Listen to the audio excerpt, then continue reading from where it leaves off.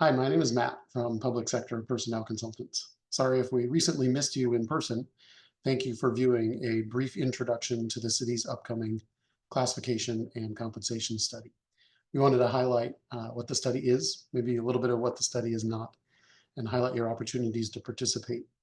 At the end, we'll introduce a position analysis questionnaire. You'll see an email as part of this video that will allow you to review your job description. So we'll talk about that in detail as that is an important part of the study. Again, the full name of our firm, Public Sector Personnel Consultants. This is all that we do. We do classification and compensation studies, mostly for cities, maybe occasionally for counties, school districts, special districts, colleges and universities, but just the public sector. Reviewing job descriptions, conducting salary and benefits surveys. We've had a chance to partner with almost 100 public employers in California, some somewhat neighbors there, City of Monterey, City of Salinas. We just wrapped up Huntington Beach, Escondido. We have quite a few projects going in Southern California. That experience just qualifies us to ask good questions, such as what factors influence your city's ability to recruit and to retain staff. Studies like these are typically done, I would say, every 5 to 7 years. It has been almost 15 years since the city has reviewed their job descriptions through a process like this. So we're very excited to create these opportunities. We'll be working fairly independently from city manager's office and from human resources. They will help us navigate how to interact with you all, perhaps how to interact with council, and just a couple of highlights here as we talk about the two major phases of the study. Before I describe those, it's very important to distinguish. This study is something that the city wants to do for you, not to you. They want us as a third party to objectively review job titles, job descriptions, pay range placements, benefits offerings, total compensation, and identify how you're doing compared to market. So we'll see that in just a couple of slides. The study itself, our findings, our recommendations, implementation of any changes as a result of the study, do not replace the bargaining process or the budgeting process. So if you're currently represented under an MOU or some type of agreement, nothing that we come up with changes your working conditions. We do not have unilateral authority to implement the findings and recommendations of the study, but I would suspect that our recommendations will flow into July of 2025 planning and beyond. So when we start talking about either the next budget cycle, the next bargaining cycle, however we can use this information for all parties to benefit from. This is something that a lot of public agencies do undertake pretty frequently. I believe the city has done salary survey work more recently than it has done job description work. And so we're going to start at kind of that phase. Before I talk about job descriptions and job titles, the last bullet on this slide is important. Again, we don't replace the budget. And when we do a survey, it's very common that we find that some jobs are more competitive than others. So this is not the means by which you'll see blanket salary increases. The study itself, may be done every 3, 5, 7 years, is not the means that everybody sees an adjustment. That's what budgeting and bargaining, I believe, is for. The study like this will run alongside those processes to inform and identify where we need to maybe implement corrections to catch up to market if we've fallen behind anywhere. So don't necessarily expect as a result of the study, hey, everybody will see an X% adjustment, right? That'll be with or without the study, with or without our findings and recommendations. Those things continue on. So as you address annual budget, or as you address an agreement, a 1-year or 3-year agreement, or as you look at things like CPI, inflation, cost of living, general increases, whatever you perhaps either bargain for or budget for, those things continue on, kind of with or without the study. There's 2 major phases to the project. For the purpose of this video, we'll probably focus fairly heavy on phase 1. Classification is the review of jobs. You have about 100 employees that either fit or maybe don't fit into 50 or so different job descriptions that Human Resources maintains. There's some job titles that might already be obsolete, some job descriptions that are out of date. As I mentioned, it's been about 15 years since the city has reviewed job descriptions with employees. So this is an awesome opportunity for you to look at your current job description, for you to fill out a job questionnaire, What we're really looking for here as either an individual or as part of a group, for you to review your job description before we do a salary survey and try to compare it to job descriptions, for example, in other cities.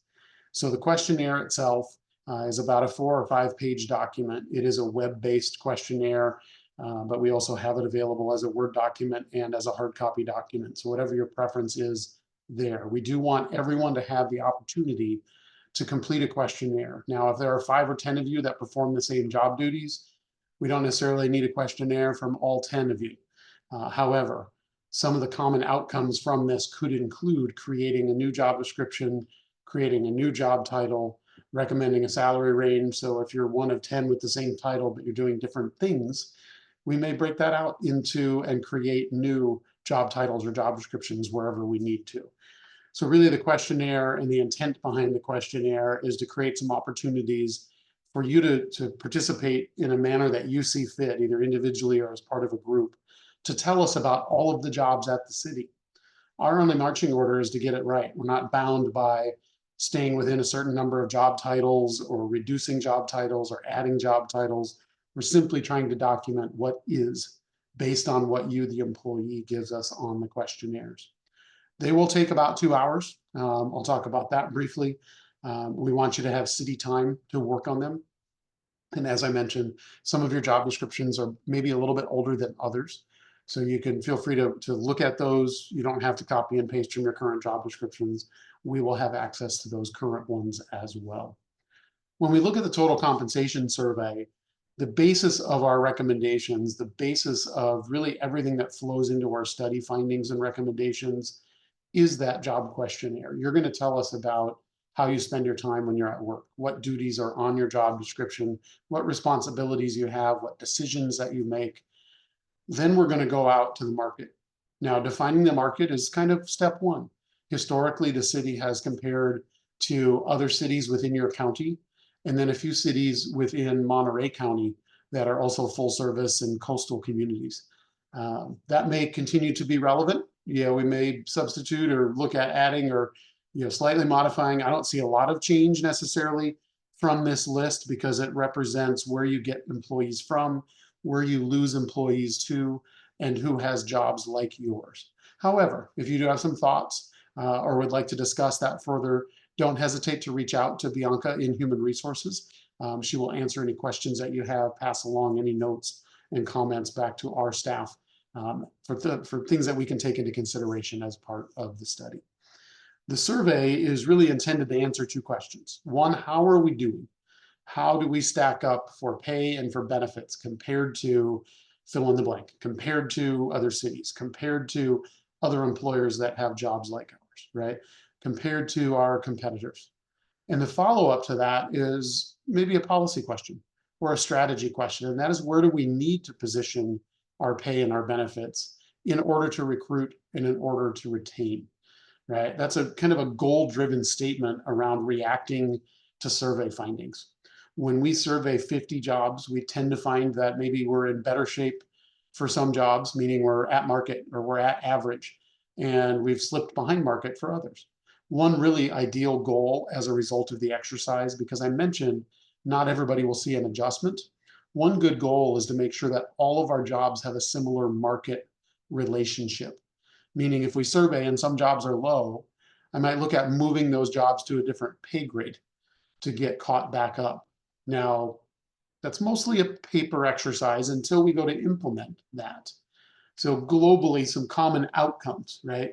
Looking at titles, cleaning up titles, updating job descriptions where appropriate, adding a title here or there if we need to, and then applying the market results, which is going to vary job by job.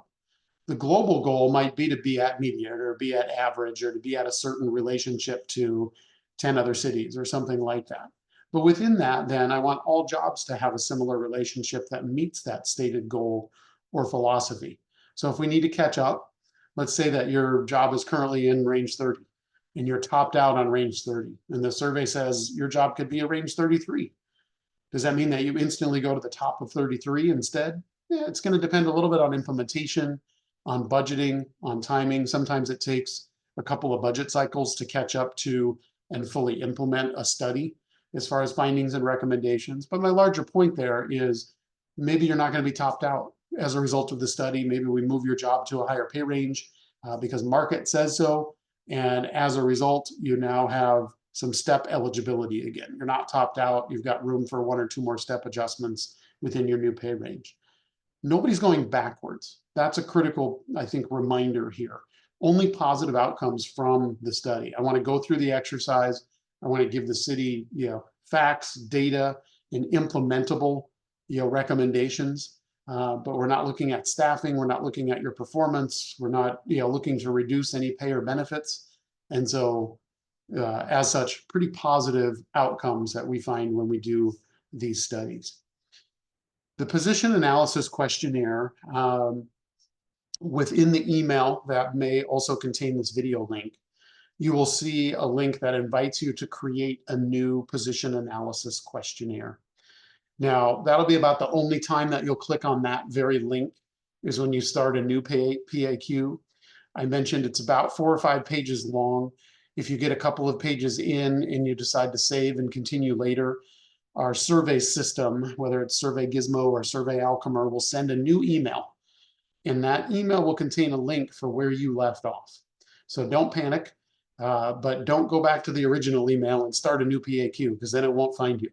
Go to your email and click on the link that pops up on whatever the most recent, wherever you left off. We've created a few deadlines.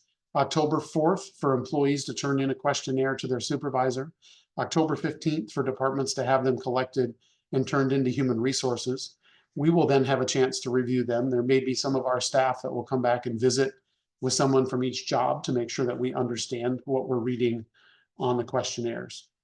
I will not go through every page of the questionnaire on this particular video because as you navigate your way through this online PAQ, you will see one of our staff members has embedded a 1 to 2 minute video on each page. It talks about each section. It talks about what we're looking for. So I'm going to move through these last couple of slides pretty quickly just in our intro video here. We have pre-populated using payroll information, department, your title, your name, your email address, your supervisor's name and email address. If any of that is not correct, you can correct it on the next page. If you are working on this as a group, there is an opportunity for you to add coworkers. So if you are huddled around a computer, you will see that opportunity to say, hey, there's 3 of us and this is our group questionnaire, bringing forth the information for code enforcement officer or police dispatcher or maintenance worker 1, whatever your job classification is. You'll notice in the kind of middle bottom of this screen, there are next and back toggles. I would use those instead of the next and back on your browser. If those show up when you're working on your questionnaire, make sure that you use our blue buttons as far as back and next and not what's on your browser, just so it doesn't kind of go away, that kind of thing. Once you start the questionnaire, you will start to see some very straightforward questions that follow a job description format. What is the purpose of your job? What are the essential functions? What duties do you perform when you're at work? There are tasks that you perform every day. Write them down on this page. And you'll start to see a gray banner follow you around on the top. That gray banner will allow you to save and exit and continue later. That will generate an email into your inbox. Usually takes about an hour, but it will start to render your questions that you've already answered and then send you a link that says, hey, we recognize you're not done, but if you click on this link, we'll take you right back to where you left off on page 3 or page 4. So just make sure you go back to that more recent email after you've started a new PAQ. The rest of that, like I said, there are videos embedded in each section. It follows a job description and asks questions, your opinion about education, experience, knowledge, skills, how you receive your work instructions, what decisions you're making while you're at work, who you come into contact with, like citizens, residents, coworkers, that kind of thing. If you're responsible for others, there's a supervisory page. And as you make it through the questionnaire, when you've decided you are done, you can drag or scroll your signature here. And when you hit next, a PDF of your entire PAQ will go into your inbox. It may take a couple of hours, but your supervisor will also be notified. Your supervisor will find out, hey, my employee has completed a questionnaire.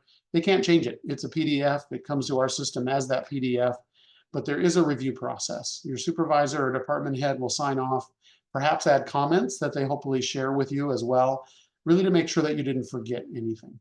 So the errors generally on these questionnaires are errors of omission, duties that we perform less frequently.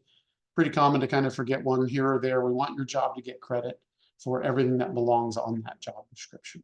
Again, October 4th. So between now and the next couple of weeks, we're going to look for everybody to have taken an opportunity, either individually or as part of a group, to complete a questionnaire and get that turned in to your supervisor. Globally, our study will take 90 to 120 days. It may take us a little bit longer than that to touch up job descriptions. We will do our best to communicate our progress as we move through the study, communicate some of our initial findings and recommendations. Again, you may see some of our staff kind of lingering around or talking to people about their jobs. Fear not, if you're not selected for that interview process, no real advantage or disadvantage. But if you have any other questions about the study, feel free to reach out to Human Resources. Hopefully we get to see as many people in person as possible about this exciting study. And with that, I'll leave off so that everybody can start a PAQ. Thank you again for your time in viewing the video, and we'll hopefully see everybody soon.